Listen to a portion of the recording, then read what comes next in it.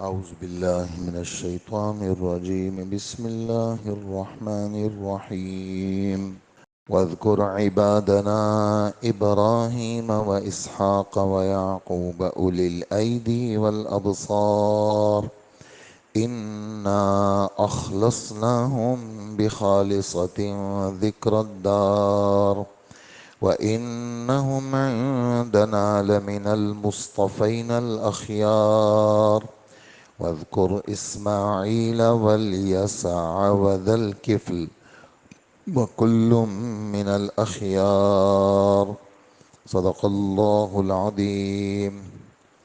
یہ 4 آیتیں آپ حضرات نے سنی ہیں، 45، 46، 47 اور 48 سورہ صاد کی۔ انبیاء علیہ السلام کے تذکروں کا بیان تھا، اور ہر جگہ نئی نئی باتیں ہماری تربیت کے لیے ہمارے رب نے بیان فرمائی ہے۔ جیسے حضرت داؤد علیہ السلام سے ترتیب شروع ہوئی تھی، پھر سلیمان علیہ السلام کا ذکر آیا، اور پھر گزشتہ کل حضرت ایوب علیہ السلام کا ذکر آیا۔ اب فرما رہے ہیں کہ ہمارے بندوں میں ابراہیم کو یاد کریں، اسحاق کا ذکر بھی کریں، یعقوب کا بھی علیہم السلام، جو ہاتھوں والے تھے اور آنکھوں والے تھے۔ تو حضرات اس کا مفہوم بیان کرتے ہیں، ہاتھوں والے اور آنکھوں والے تو ہم سارے ہی ہیں۔ کہا کہ قوت عملیہ والے تھے اور قوت علمیہ والے تھے۔ ان کے پاس علم بھی تھا، ان کے پاس عمل بھی تھا، اور چونکہ یہ یعنی علم آدمی آنکھوں سے حاصل کرتا ہے، مطالعہ کرتا ہے، آنکھ کی چیز اس کے دماغ میں محفوظ ہوتی ہے، اور ہاتھ والے ہیں تو ہاتھ پیر سے آدمی عمل کرتا ہے۔ تو فرماتے ہیں کہ اگر ان ہاتھ پیر سے اور دل دماغ سے آخرت کے لیے کچھ نہیں کیا تو ان کا ہونا نہ ہونا برابر ہے۔ اگر ان ہاتھوں پیروں سے صرف دنیا کے لیے کیا تو ان ہاتھ پیر کی کوئی حیثیت نہیں ہے۔ یہ تو ناپاک دنیا آپ نے جمع کر لی اور بعد میں لوگوں کے لیے آپ نے چھوڑ دی۔ جیسے ہمارے نبی فرماتے ہیں صحابہ کے، تم میں سے کس کو اپنے وارث کا مال اچھا لگتا ہے؟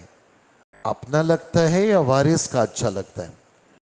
حضرت کسی کو کسی اور کا مال تو اچھا نہیں لگتا، وہ تو کسی اور کا ہے۔ ہم میں سے ہر ایک کو اپنا مال اچھا لگتا ہے۔ تو فرمایا تمہارا اپنا مال تو وہی ہے جو تم نے کھا پی لیا اور اللہ کے نام پہ آگے دے دیا، تمہارا ہے۔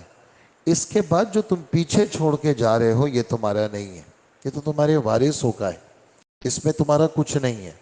تمہارا وہ ہے جو تم نے آگے اللہ جل جلالہ کے پاس بھیج دیا۔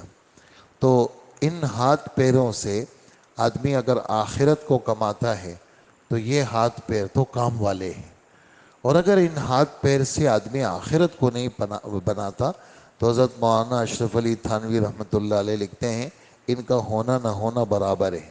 اگر تم نے اس سے آخرت کو نہیں بنایا تو یہ تو ہم نے تمہیں اس لیے دی تھی کہ تم اس سے آخرت کو بناؤ۔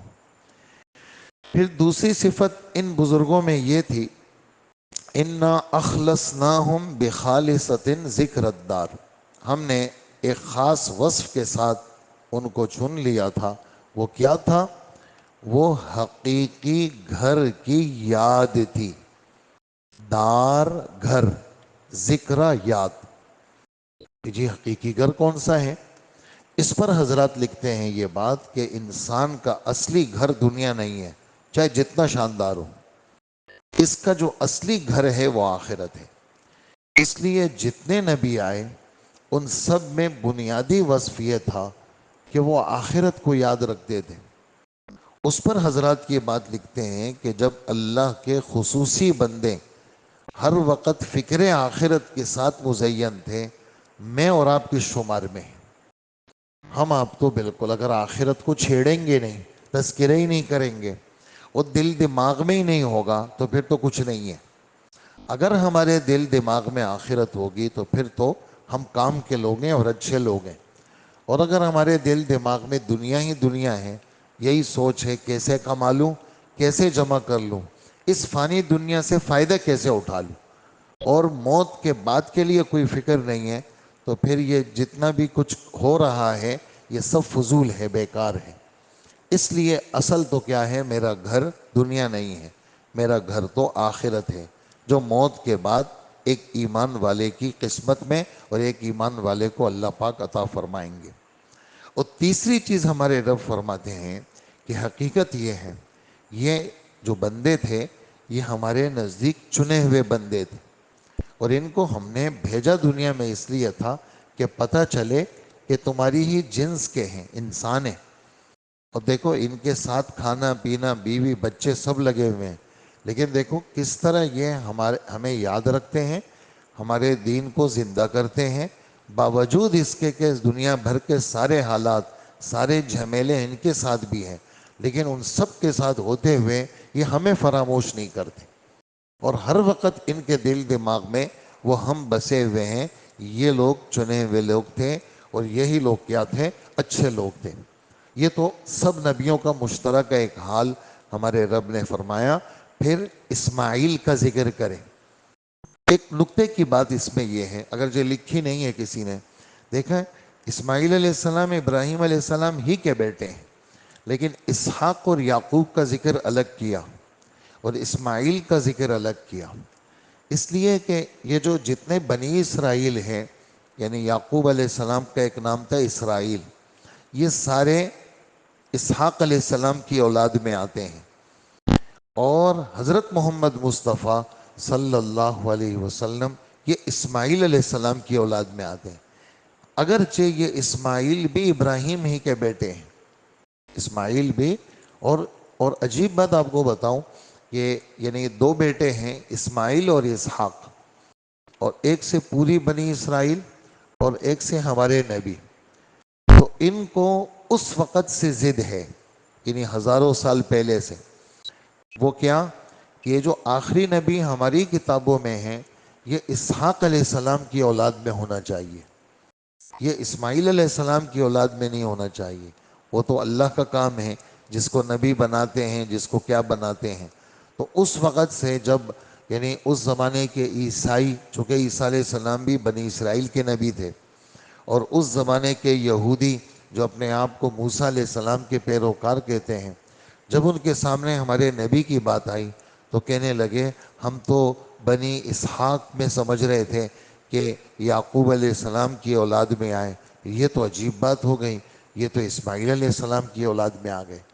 تو وہ جو ضد، بغض، حسد ہے وہ اس وقت سے لے کے آج تک ہے کہ یہ، اور پھر انہوں نے طے کر لیا کہ محمد صلی اللہ علیہ وسلم کو نہیں ماننا، اس وجہ سے ہمارے رب نے بھی ان کو بالکل الگ ذکر کیا کہ محمد صلی اللہ علیہ وسلم کا تعلق چونکہ اسماعیل علیہ السلام کے ساتھ ہے، ان کو بالکل الگ ذکر کیا۔ ان کا بھی ذکر کریں، حضرت یسع علیہ السلام کا بھی ذکر کریں۔ یسع یہ کون ہے؟ ان کا دو جگہ ذکر آیا ہے قرآن میں، ایک 7ویں پارے میں آیا ہے اور ایک ان کا ذکر یہاں پر آیا ہے۔ اسی طرح ذوالکفل کا ذکر کریں، ان کا بھی دو جگہ قرآن میں ذکر آیا ہے، ایک یہاں آیا ہے، ایک 17ویں پارے میں آیا ہے، اور یہ سب اچھے لوگ تھے۔ تو یسع علیہ السلام کا ذکر تو قرآن میں دو جگہ آیا ہے، لیکن کسی حدیث میں کہیں پر ان کی وضاحت نہیں ہے۔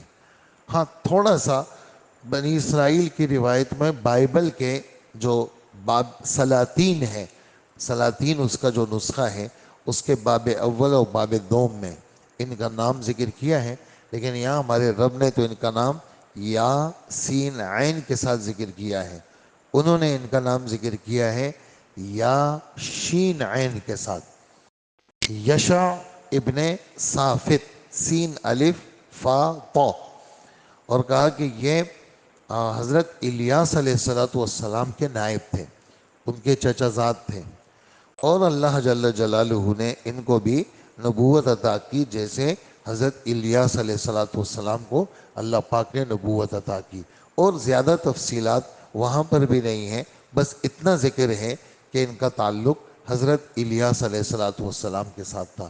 تو یہ نبیوں کی جماعت ہیں، یہ اچھے لوگ ہیں، اور ہمارے رب فرماتے ہیں اس میں 7ویں پارے میں 18 نبیوں کا ذکر کر کے فرماتے ہیں اولئک الذین ھدی اللہ فبہداہ مقتدی، یہی وہ جماعت ہے اللہ نے ان کی ہدایت کا فیصلہ کیا، جو جو ان کے پاس باتیں ہیں آپ کے ذمے ہیں ان کی پیروی کریں، آپ کے ذمے ہیں ان کی پیروی کریں۔ اصول میں سب شریک ہیں، لا الہ الا اللہ، اسی طرح آخرت، ایمانیات اور اللہ کے پاس سب کو جانا ہے، ان سب میں سب شریک ہے، لہٰذا اصول کے اندر ان کی کسی صورت میں بھی مخالفت کی اجازت نہیں ہے۔ یہ باتیں تھیں آج کے سبق کی، اللہ پاک ہمیں عمل کی توفیق عطا فرمائے۔ الحمدللہ رب العالمین۔